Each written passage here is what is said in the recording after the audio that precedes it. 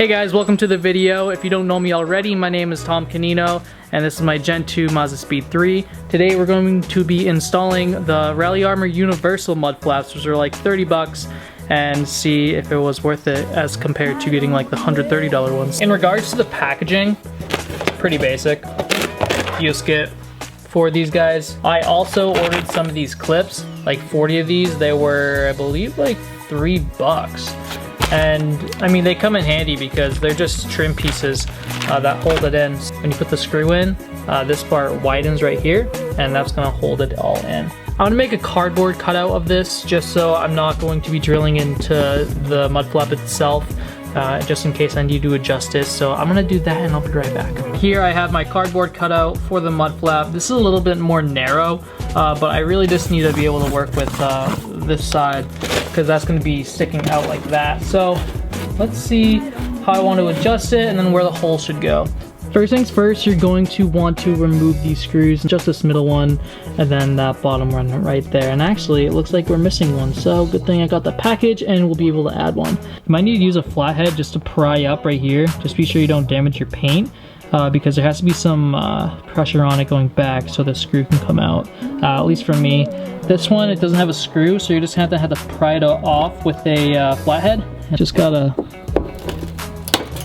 pop it open just like that. And oh, that one broke actually.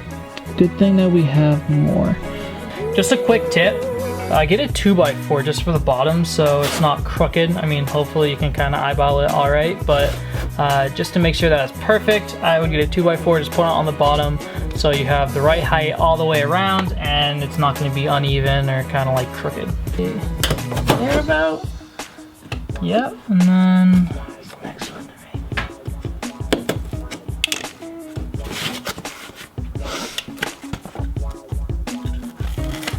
So it's kind of making very roughly edited holes.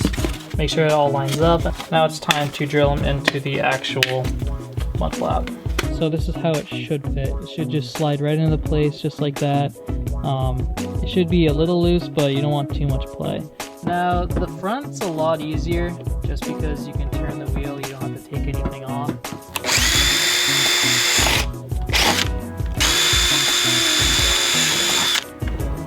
Cool, so first 2 holes, let's bring it over.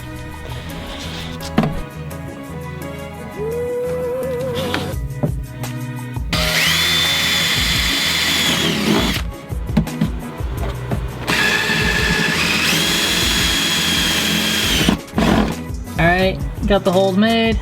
All you gotta do, line them up, put the clips in, and you're good to go. Now, I would say go from the back side, just drill straight through both pieces, this piece of the bumper and then the mud flap. Then you go from the other side and just put your little clip in, and then you should be good to go. That should hold it in place just fine. So I'm gonna do that, and then I'll proceed to showing you guys around the car. Looks pretty level. I mean, it's not the best, but I mean, you're not gonna notice it.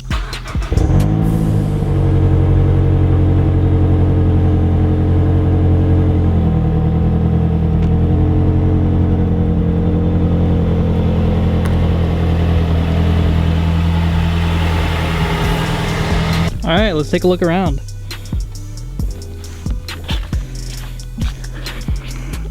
Oh, I like that a lot. That looks really good.